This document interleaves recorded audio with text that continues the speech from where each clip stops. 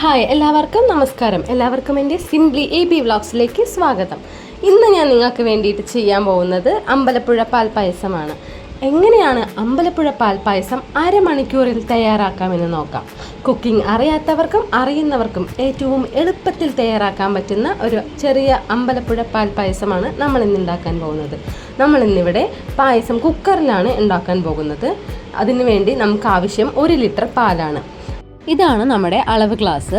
ഈ ഒരു ഗ്ലാസ്, അതായത് 250 ml കൊള്ളുന്ന ഒരു ഗ്ലാസ്സാണിത്. ഈ ഒരു ഗ്ലാസ്സിന് 4 ഗ്ലാസ് പാലാണ് നമ്മൾക്ക് പായസം ഉണ്ടാക്കാൻ ആവശ്യമായിട്ടുള്ളത്. നമ്മൾ 1 ലിറ്റർ പാൽ വെച്ചിട്ടാണ് നമ്മൾ പായസം ഉണ്ടാക്കാൻ പോകുന്നത്. ഞാൻ ഓൾറെഡി ഒരു പാക്കറ്റ് പാല് കുക്കറിലോട്ട് ഒഴിച്ചു.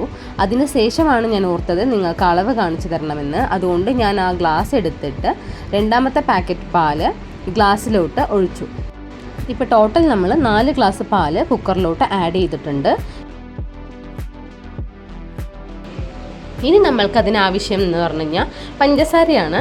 നമ്മൾ ഏത് ഗ്ലാസ്സിലാണോ പാൽ അളന്നെടുത്തത് അതേ ഗ്ലാസ്സിൽ തന്നെ നമുക്ക് പഞ്ചസാര ആഡ് ചെയ്യാം.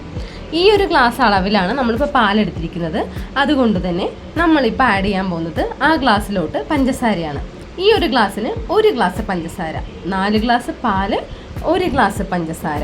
നമ്മുടെ റേഷ്യോ നോക്കിക്കോ. നമ്മൾ ഇനി ഇതിൽ ആഡ് ചെയ്യാൻ പോകുന്നത് പഞ്ചസാരയാണ്. നമ്മൾ കുക്കർ ഇപ്പോൾ അടുപ്പത്ത് വെച്ചിട്ടില്ല. നമ്മളെല്ലാം ആഡ് ചെയ്തതിന് ശേഷം ആണ് നമ്മൾ അടുപ്പിലോട്ട് വെക്കാൻ പോകുന്നത്. ഇപ്പോൾ നമ്മൾ എന്ത് ചെയ്തു? 4 ഗ്ലാസ് പാൽ ആഡ് ചെയ്തു, 1 ഗ്ലാസ് പഞ്ചസാര ആഡ് ചെയ്തു. ഇനി നമ്മൾക്ക് ആവശ്യം അതിന് വേണ്ടിയിട്ടുള്ള അരിയാണ്. നമ്മളിവിടെ കുത്തരിയാണ് എടുക്കുന്നത്. അതായത് ഉണക്കലരി എന്ന് പറയും. നിങ്ങളുടെ അവിടെ എന്താ പറയാമെന്നറിയില്ല, അത് താഴെ കമൻറ്റ് ചെയ്യൂ. ഞാനിതിവിടെ കഴുകി ഉണക്കി വെച്ചിരിക്കുന്ന കവറിലാക്കി വെച്ചിരിക്കുന്നതാണ്. അത് നമ്മുടെ കൈക്ക് 1 പിടി അരി, അല്ലെങ്കിൽ ഒരു തവിക്ക് 1 തവിയായിട്ട് എടുത്തിടുക, അത്രയും മതി. എന്നിട്ട് നമ്മൾ കുക്കർ അടുപ്പിലോട്ട് വെച്ച് ഫ്ലെയിം കത്തിക്കാം. ഇനി എന്താ അടുത്ത സ്റ്റെപ്പ് എന്ന് വെച്ച് കഴിഞ്ഞാൽ ജസ്റ്റ് ഒന്ന് അത് ഇളക്കി കൊടുക്കുക.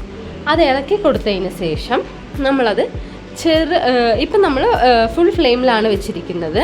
ഇനി അതിന്ന് ചെറുതായിട്ടൊന്ന് ആവി വരുന്നവരെ നമ്മളൊന്ന് വെയിറ്റ് ചെയ്യുക. ചെറുതായിട്ടിങ്ങനെ പുക വരും.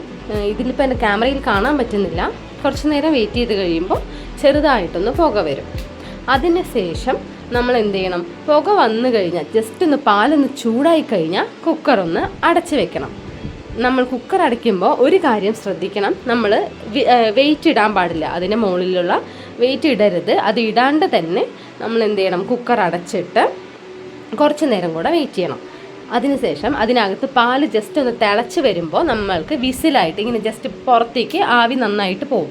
ഇപ്പം നിങ്ങൾക്ക് കാണാൻ പറ്റുന്നുണ്ടാവും, അതിൽ കൂടെ നമ്മുടെ കുക്കറിനകത്തുള്ള പാല് ജസ്റ്റ് തിളച്ചിരിക്കുന്നത് കാണാൻ പറ്റുന്നുണ്ടാവും. അപ്പോൾ ഇങ്ങനെ തിളച്ച് വരുമ്പോൾ അതിന് ആവി ഇങ്ങനെ വരുമ്പോൾ അപ്പോഴാണ് നമ്മളത് വെയിറ്റ് ഇടാൻ പോകുന്നത്. ഇനി നമുക്ക് കുക്കറിന് മുകളിലുള്ള വെയിറ്റ് ഇടാം. ഇനി നമ്മളുടെ പണി കഴിഞ്ഞു. ഇനി നമ്മൾ ഇതൊന്നും ചെയ്യണ്ട. ഇനി നമ്മൾ ചെയ്യാൻ പോകുന്നത് നമ്മുടെ തീ ഒന്ന് മീഡിയം ഫ്ലെയിമിലോട്ട് ആക്കി വെക്കാം.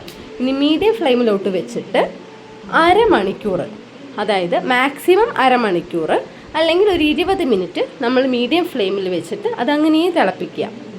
അതിനുശേഷം ഈ ഒരു അരമണിക്കൂർ ഇങ്ങനെ ആവി പോകുന്നുണ്ടാവും.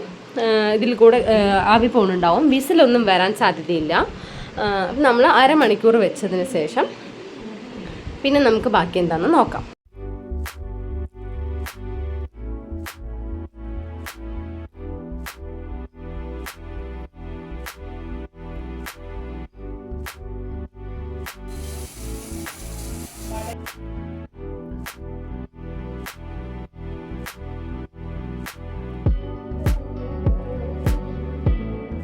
ഇപ്പം നമ്മൾക്ക് കറക്റ്റ് അരമണിക്കൂർ കഴിഞ്ഞിട്ടുണ്ട്. ഇനി നമ്മൾ ഗ്യാസ് ഓഫ് ചെയ്യാം. നമ്മുടെ പായസം തയ്യാറായിട്ടുണ്ട്. ഗ്യാസ് ഓഫ് ചെയ്തതിന് ശേഷം കറക്റ്റ് 1 മണിക്കൂർ നമ്മൾ കുക്കർ തുറക്കാതെ അടച്ചു വെക്കണം. 1 മണിക്കൂറിന് ശേഷം നമ്മൾ പതുക്കെ അതിനകത്തുള്ള പ്രഷറൊക്കെ കളഞ്ഞതിന് ശേഷം പതുക്കെ കുക്കർ തുറക്കാം. കണ്ടോ, നമ്മുടെ പായസം അത്യാവശ്യം നല്ല പോലെ റെഡിയായി വന്നിട്ടുണ്ട്. നല്ല കളറ് നമ്മുടെ. എന്നിട്ട് നമ്മൾ ജസ്റ്റ് ഒന്ന് ഇളക്കി കൊടുക്കുക. നമ്മുടെ പായസം അടിപൊളി നല്ല മണം വരുന്നുണ്ട്. നമ്മളിതിൽ പ്രത്യേകിച്ച് ഒന്നും ആഡ് ചെയ്യേണ്ട കാര്യമില്ല. കാഷ്യോ, മുന്തിരി അങ്ങനെയുള്ള കാര്യങ്ങളോ നെയ്യോ ഒന്നും ആഡ് ചെയ്യേണ്ട കാര്യമില്ല. നമ്മൾ ആകെ 3 സാധനം എടുത്തിട്ടുള്ളൂ. ഒന്ന് പാല്, അരി, പഞ്ചസാര. 4:1:1 റേഷ്യോയിലാണ് നമ്മൾ ആഡ് ചെയ്തിരിക്കുന്നത്. നമ്മുടെ അമ്പലപ്പുഴ പാൽപ്പായസം അത് എത്ര ഈസി ആയിട്ടാണ് നമ്മളിപ്പോൾ തയ്യാറാക്കിയിരിക്കുന്നത് നോക്കും. അങ്ങനെ അവസാനം നമ്മുടെ അമ്പലപ്പുഴ പാൽപ്പായസം ഇവിടെ തയ്യാറായിരിക്കുന്നു. ഇത് വീട്ടിൽ എല്ലാവർക്കും തയ്യാറാക്കി നോക്കാൻ പറ്റുന്ന ഏറ്റവും എളുപ്പത്തിലുള്ളൊരു റെസിപ്പിയാണിത്. എല്ലാവരും ഇതൊന്ന് ട്രൈ ചെയ്ത് നോക്കണം. എന്നിട്ട് അഭിപ്രായങ്ങൾ താഴെ കമൻറ്റ് ചെയ്യണം. അപ്പോൾ എൻ്റെ വീഡിയോ നിങ്ങൾക്ക് ഇഷ്ടമായെങ്കിൽ ചാനൽ സബ്സ്ക്രൈബ് ചെയ്യുക, വീഡിയോ ലൈക്ക് ചെയ്യുക, ഷെയർ ചെയ്യുക ആൻഡ് ബെൽ ബട്ടൺ കൂടെ ഒന്ന് അമർത്തി കഴിഞ്ഞാൽ ഞാൻ ഇനിയിടുന്ന വീഡിയോസുകൾ നിങ്ങൾക്ക് നോട്ടിഫിക്കേഷനായി വരുന്നതായിരിക്കും. Thank you for watching. Bye bye. See U.